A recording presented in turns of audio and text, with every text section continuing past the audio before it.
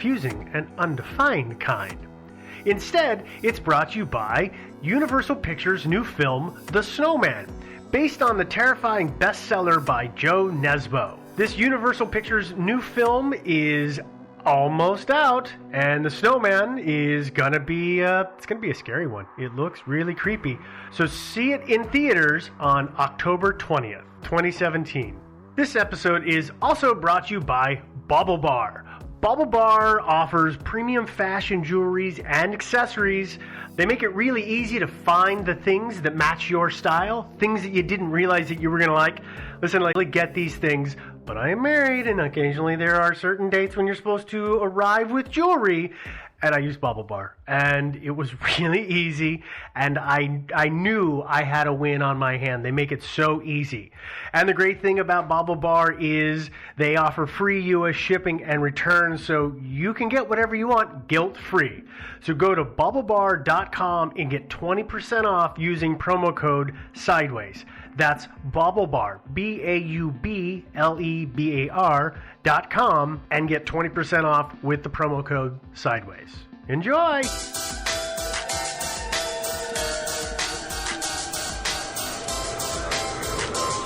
Thinking sideways.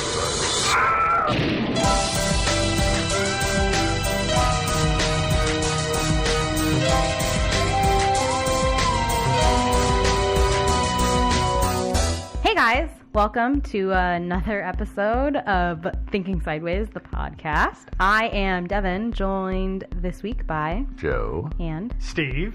And we have another creepy mystery for you. Halloween! It's our Halloween month. Yeah. Month. It's not a week, it's a month.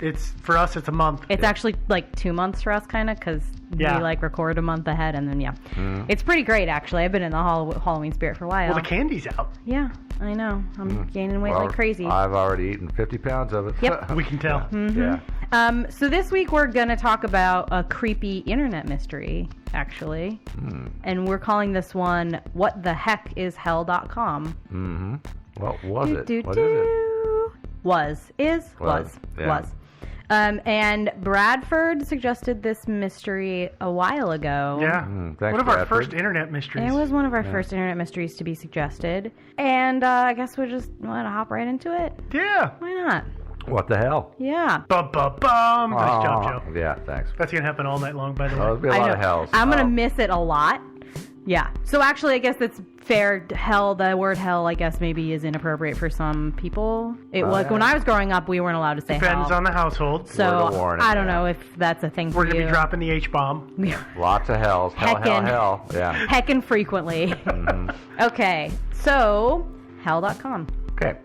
From 1995 to 2009, hell.com was, I guess it was described as a, quote, private parallel web, unquote, a members-only, invite-only website. From 95 to 98, hell.com averaged 1 million hits per month, despite That's a having lot. Wow. no content, not being listed on any directory, nor having been linked anywhere. That's really interesting. It is, and here's what I'll say. I'll remind our listeners or maybe inform them, for those of you who don't know, Google wasn't really like a thing back then. You didn't like search as much, so the way you found cool, interesting things is you just typed random URLs in.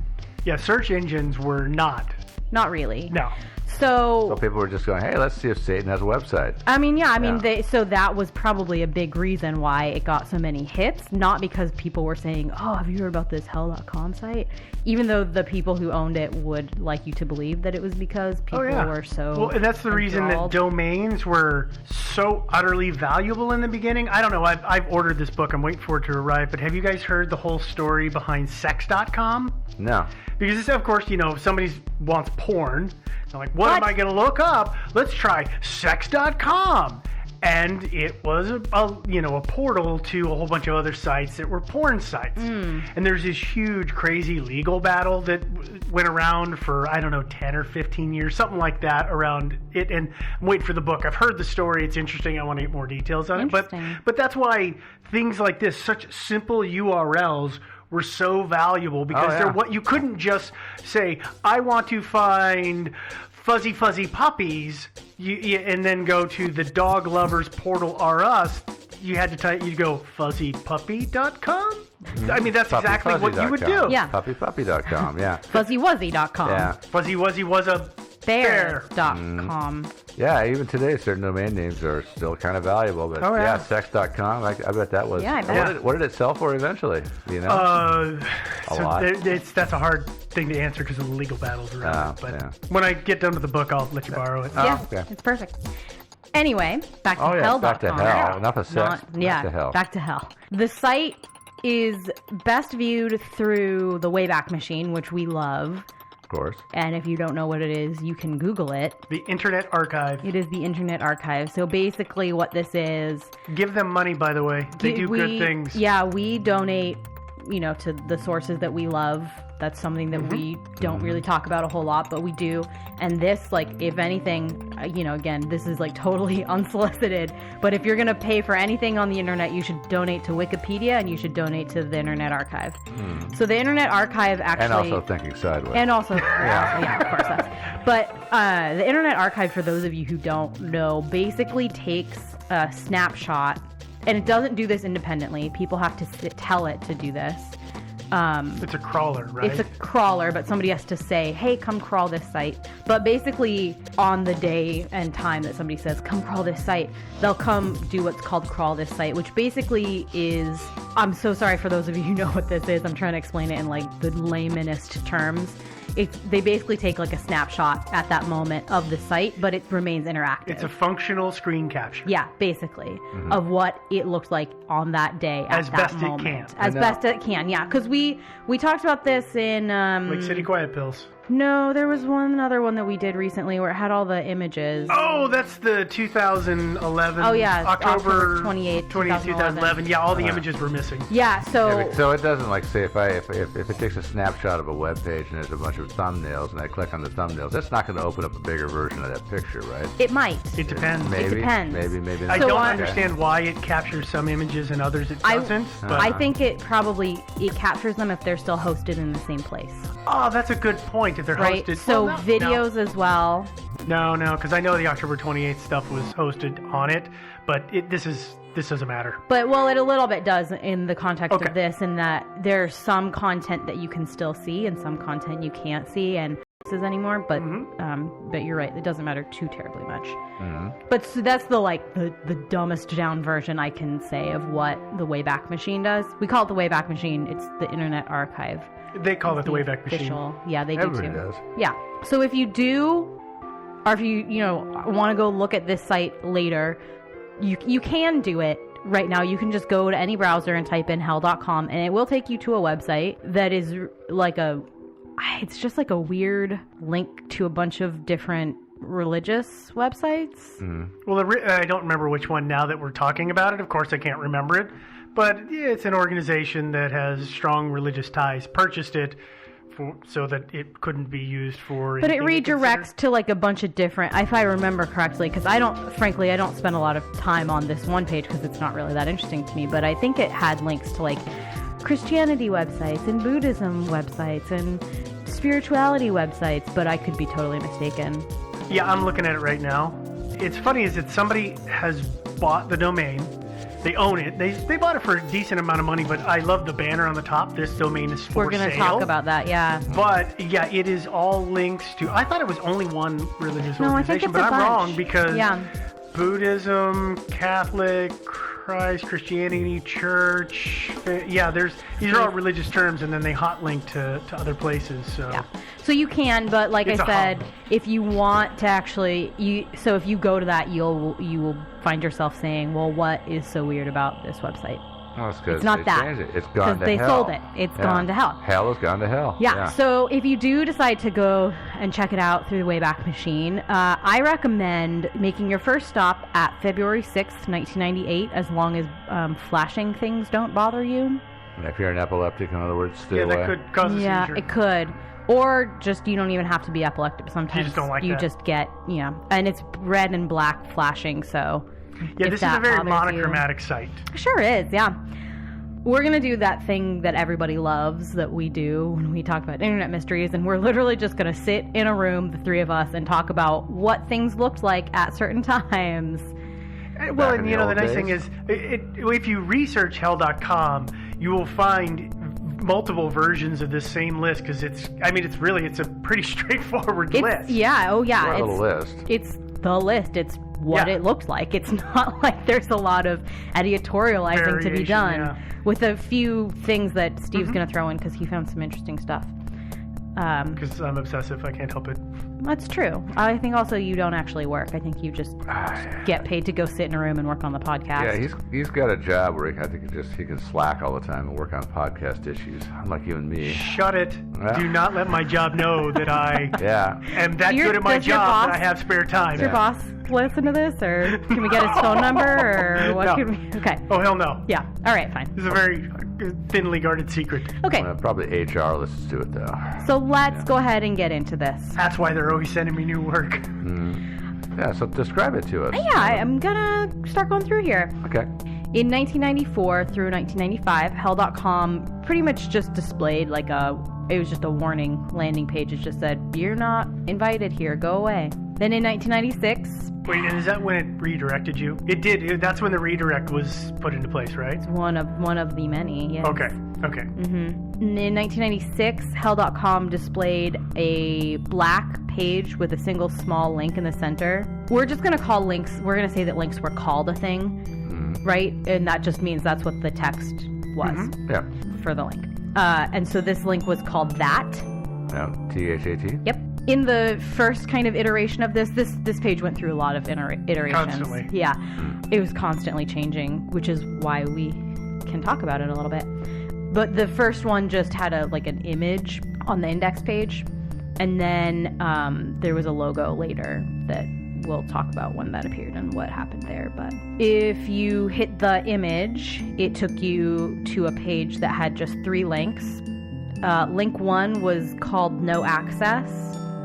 So you clicked on that link and it would go take you to a page that would said, take you to no a page. access, loser. It would... Didn't call you a loser. Yeah, didn't? Said no access. Just said no access. No, actually, that's not what it did. It would take you to a black background page with what we're going to call the Hell.com logo, which is probably the image that we're going to use for this already thing. Prepared. So, it's whatever your episode artwork is. It's a white circle with a white arrow that comes from the top of the circle and points downward through the body of the circle, but doesn't penetrate the lower radius. So it's encapsulated in that circle. It's just a direction sign. Yeah. Yeah, here's where you want to go. Yeah, that straight ahead thing that you see on road signs all the time. Rotate that 180 degrees and put a circle around it. There's your logo. Yeah, that's probably actually how they made it. Yeah. Oh no, I know how they made it. It wasn't even that complicated. So if you clicked on the logo, it took you to a disclaimer page, and there was a little bit of writing on that. It was in red text, and it said, "This is a parallel web. There is no public access. The waiting list is approximately 18 to 22 months." Below that, there were 2 links. One that was called Apply, and one that was called Don't. If you click the Apply one, you put in your email address to receive an email, and the emails that you got reportedly just asked for payment. And that was it varied in the amounts, it sounded like. Is that correct? It did, and we'll talk about the amounts. Yeah. Because it gets more specific in a little bit. I couldn't remember. I knew on the page it did. I couldn't remember if the emails themselves did. I think the emails did as well, yeah. That would make sense that one would rise in parallel with the other. Mm-hmm. If you hit the Don't link, it just closed the window for you. Which was, that's not the most publicly available coding in 96. It's not your browser down, you mean? It's not crazy If they can make a pop-up window, they can make a close command. Yeah, but it's not like, these days people kind of know how to do a lot of different things. It's more more widespread knowledge on how to do some coding stuff. Earthlink was pretty easy to operate in. That's true. God, I loved Earthlink. Yeah, I know. I used to get my email or all of my internet access through them too. Yeah, remember AOL? Oh yeah.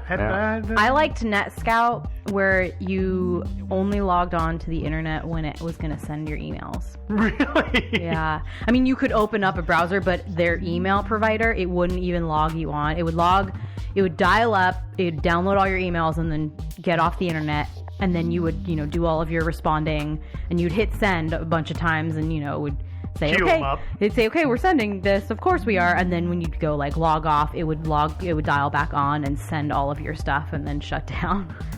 It's a good way to grow up, guys. It's a good way. Enjoy the internet. All right, back to hell.com. So you remember there were 3 links on that page with the image? Yeah. We've So only one talked of them about one. was no access. One of them was redemption. If you hit redemption, it took you to a page that had it was black background with red text. All of this is red text. Your favorite kind of website? I like the white text even more, but yeah, it's close second. And this would give you a red text link that was called Soul Redemption Program. This link sent you then to a questions page. And the questions page was, you can find videos of this online. It was kind of intense. Basically, it was just this little flash animation where it would be black and it would look like you were just on another black page, but it turned out it was actually flash animation, and a bunch of questions would just... Do you remember like the flying toasters? Or the Starfield? Yeah. Yeah, where it would just kind of fly past you. So it was just all these questions. Questions like what? They'd be like... Do you want answers? Yeah, or like... Is your soul prepared? Or no. Like, what the hell is hell.com? Yeah, I mean, it was these like intentionally, mysteriously, mystical, kind of vague things. So it'd fly you through this field of questions, and you could click on any of them. So you could click on the flash animation is really what was going on, but that's neither here nor there. It basically that would provide an answer. So the link would give you. It would just take you to a payment page. And no matter what? No matter what. No matter what your answer was? There was no answer. Oh. You just clicked on a link. An entry field.